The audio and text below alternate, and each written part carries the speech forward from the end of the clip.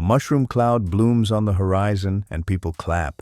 On a hotel rooftop in Las Vegas, tourists sip atomic cocktails, pose for photos, and trade tips on the best pre-dawn angles to watch the sky flash. Down on the street, a fog truck crawls by, misting a sweet-smelling spray kids run through like it's summertime magic. Inside the diner, a smiling doctor in a magazine ad says his favorite cigarette is the smooth one, while a young mother lights up, right under a no-smoking sign that doesn't exist yet. This was ordinary. In 1950s America, you could smoke on airplanes, X-ray your feet to check your shoe size, ride in the front seat without a belt, and, depending on your skin color, be told exactly where you could eat, learn, or even love. Chemists promised progress in a can. Builders packed schools with a miracle fiber. And a toy company sold a science kit that came with actual uranium ore. Normal, acceptable, even exciting.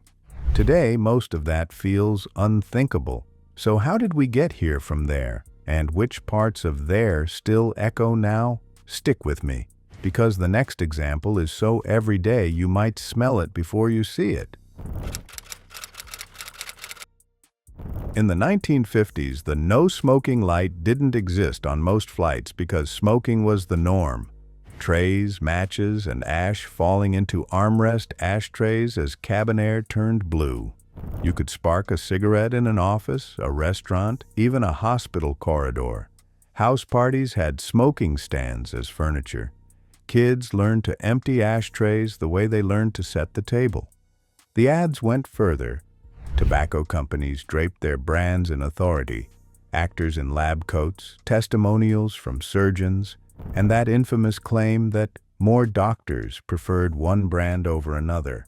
Baseball stars, talk show hosts, and beloved cartoon characters pitched smokes on radio and early TV. Lighting up wasn't rebellion, it was manners, a social cue that said, "We're comfortable here." Secondhand smoke wasn't widely discussed, and pregnancy and smoking barely registered in the public conversation. If you refused a cigarette, you might be teased. If you opened a window, you might be scolded for letting in a draft. Even the smell of stale smoke, what we'd call a red flag today, was simply life in coats, curtains, cars, and classrooms. Regulation lagged far behind custom. Television and radio cigarette ads kept airing into the very early 1970s. Airline smoking sections stubbornly survived even longer. It took years of research, activism, and lawsuits to shift the ground from "everyone does it" to "we can't do this to each other."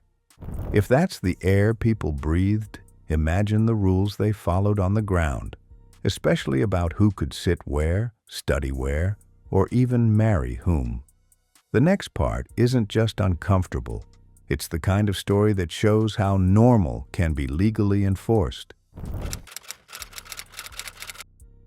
Picture two water fountains in a bus station, one labeled white, the other colored. That's not a movie set. That was daily life for millions of Americans in the 1950s. Segregation ordered where people sat, ate, learned, and lived. Black children walked past better-funded white schools to reach their own. Lunch counters turned away paying customers because of skin color.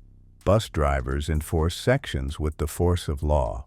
In 1954, the Supreme Court ruled in Brown v.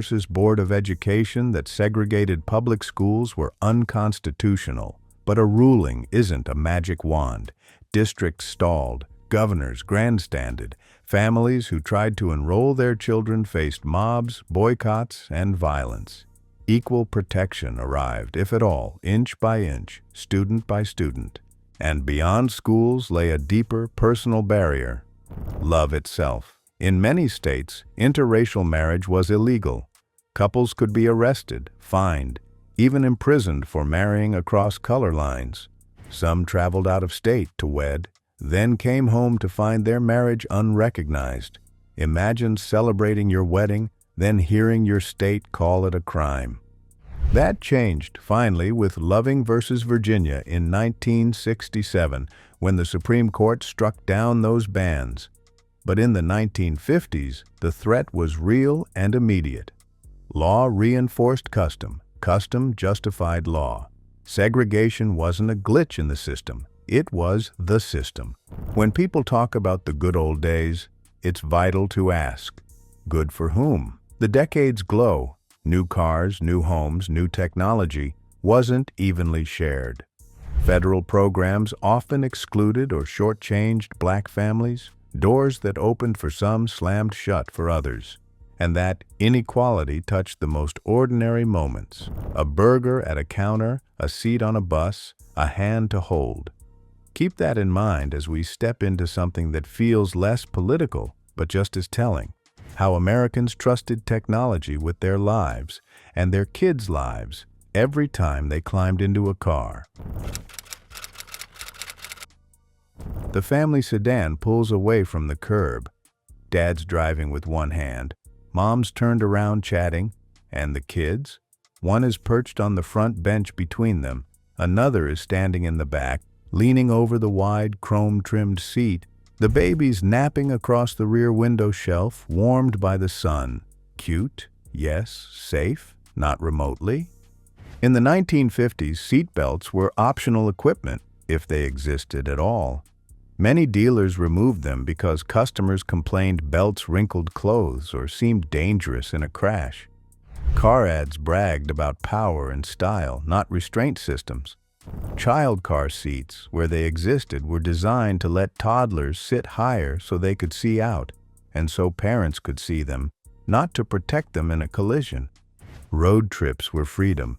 Kids passed snacks, crawled onto laps to help steer, and clambered around station wagons like indoor playgrounds on wheels. A sudden stop meant arms flying out to act as human seatbelts. That was the safety plan. It took a revolution in public thinking, new research, new engineering, new laws to normalize buckling up. But in the 1950s, the idea that a belt could save your life hadn't become common sense. The car was a living room on wheels, and the rules were, don't spill your milkshake. Now, if you think that's reckless, wait until you hear what we sprayed over neighborhoods, painted on cribs, and packed inside schools. Because the next part is a cloud of progress. We're still cleaning up. Sunset at the neighborhood ball field. A truck rolls by, releasing a white fog that drifts like a carnival trick. Kids chase it on bikes, laughing. Parents smile, because that fog, it's DDT, the wonder insecticide that promised mosquito-free summers and garden-perfect roses. Cities sprayed parks, beaches, and streets. Home guides suggested mixing your own. The word toxic didn't headline the brochure. Modern did. Lead was everywhere, too, baked into the bright paint on cribs and toys, mixed into gasoline that ran through every traffic jam, drifting out of tailpipes into air and dust. It gave paint's durability and cars' performance. It also quietly accumulated in bodies and neighborhoods, especially near busy roads and older housing stock. Then there was asbestos, the miracle mineral. Fire-resistant, strong, and cheap, it hid in ceiling tiles, boiler rooms, floor tiles, pipe insulation, even fake snow for holiday displays. Builders loved it. Maintenance crews cut it, sanded it, and swept it up without masks. The fibers were invisible. The risks years away. To be clear, most people weren't villains. They were believers. The mid-century faith in science and industry was almost religious. If a lab coat said it worked, if an ad showed a happy family, that was proof enough. The eventual bans and standards on DDT, on lead paint and leaded gasoline, on asbestos exposure, arrived only after evidence piled up and voices refused to be ignored. Look back and it's chilling. The things we brought into homes, schools, and lungs thinking they were gifts. But the atomic age upped the spectacle. If chemical progress looked like a fog, nuclear progress looked like dawn breaking twice. And in one American city, people literally bought tickets for the view. Hotel marquees advertised dawn parties when test schedules aligned. Guests gathered on rooftops with cocktails and cameras, waiting for the distant desert to flash, the boom to follow seconds later. Souvenir stands stocked postcards and mushroom cloud menus. Beauty pageants crowned Miss Atomic. It was nuclear chic, and it felt like being at the edge of the future. At school, kids met a different kind of show, reels of duck and cover. A turtle named Bert taught them to dive under desks and cover their heads in case of a nuclear blast. Families stocked basements with canned goods and water. Some built backyard fallout shelters. Civil defense sirens wailed in city tests. The Cold War was a drumbeat in daily life, part anxiety, part routine. That contrast, spectacle on the strip, drills in classrooms, captures the era's strange balance of fear and fascination. Atomic energy was a promise and a threat, often in the same headline. Power plants would light cities, bombs would end them. And everyday people were told two things at once: don't worry and be ready. It's surreal now, but it made sense then. The bomb ended a world war. The atom could power the next century. That confidence flowed into medicine and retail, too, into devices that shot X-rays around like flashlights, into products that glowed with scientific possibility. Which brings us to a device you could find in a perfectly ordinary shoe store, something that bathed your feet in radiation for the sake of fashion. Yes, really. Step onto the platform, slip your feet into the slot, and watch your bones glow green on a little screen. Shoe-fitting fluoroscopes sat in stores across America, promising a perfect fit through the magic of X-rays.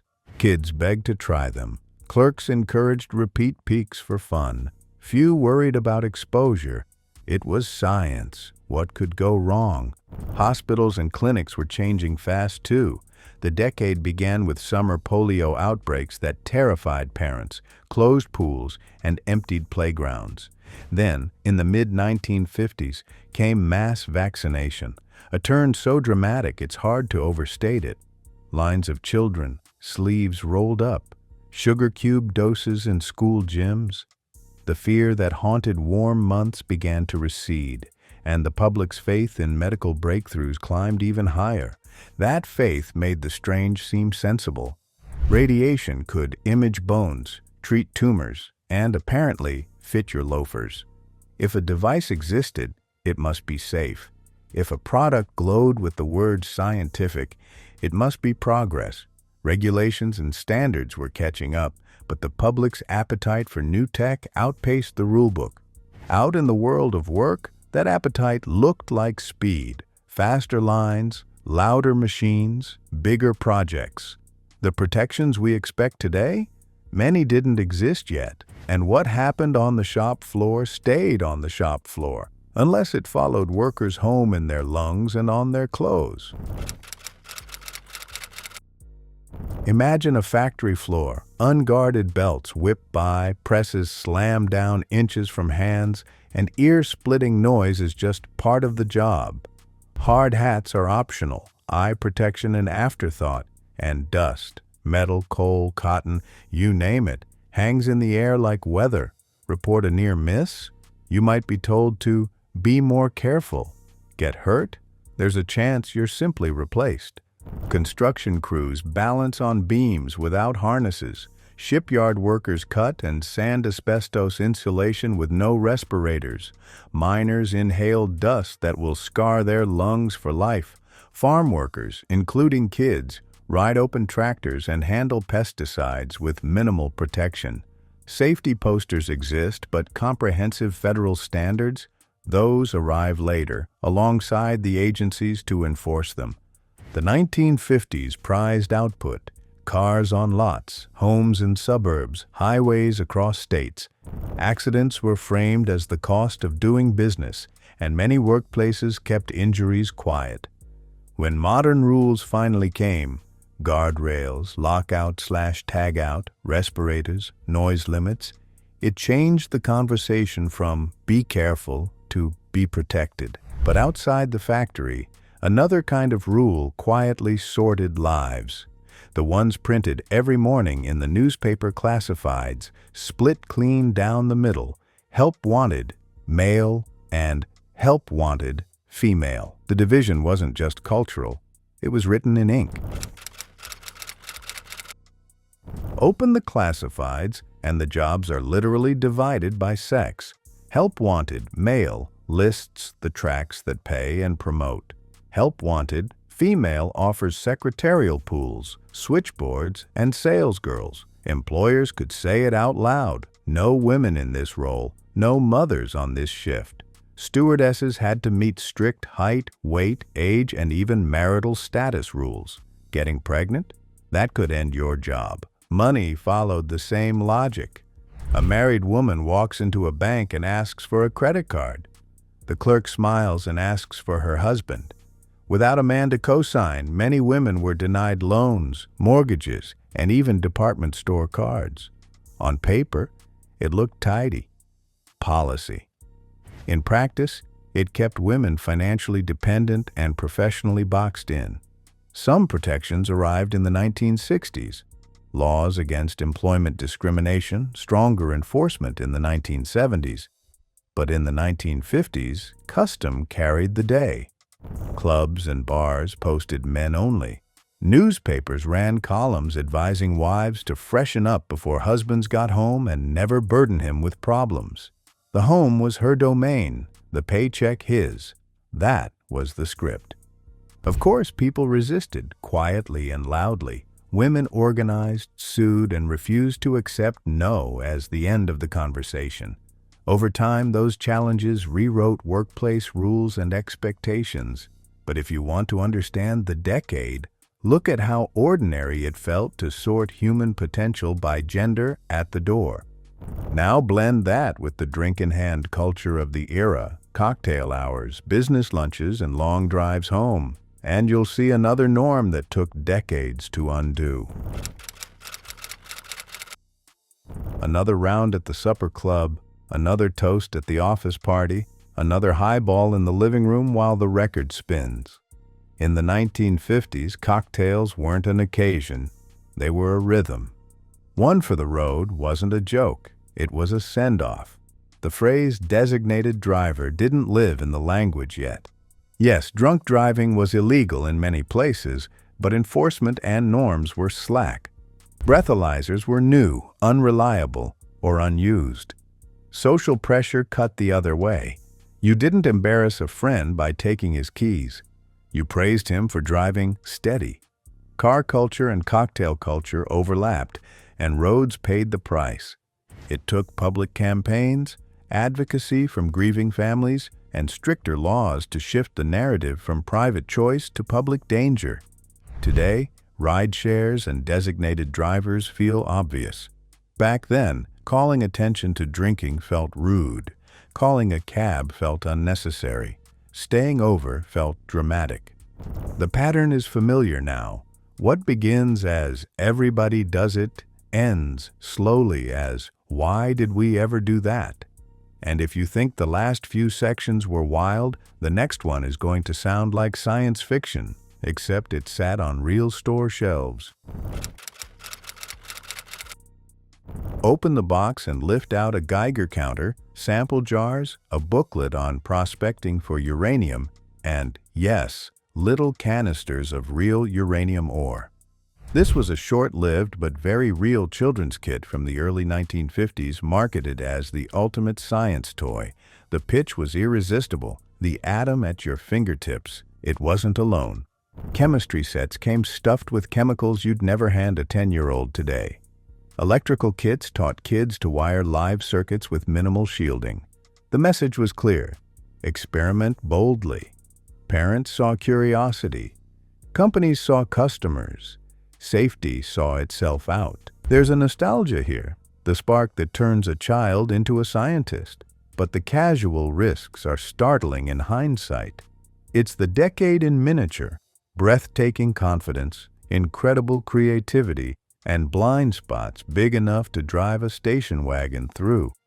So where does that leave us? With a final question that matters more than any fun fact: How did normal change? And what might future generations say about us? Progress didn't arrive as a thunderclap. It came from people who measured, protested, legislated, and refused to accept that's just how it is. Scientists linked exposure to harm. Parents demanded safer streets and schools. Workers insisted on protections. Courts struck down cruel laws. Advocates challenged habits that killed and made new ones stick. The 1950s gave us highways, vaccines, and astonishing optimism. It also gave us smog, segregation, and a catalog of risks we didn't yet know how to see.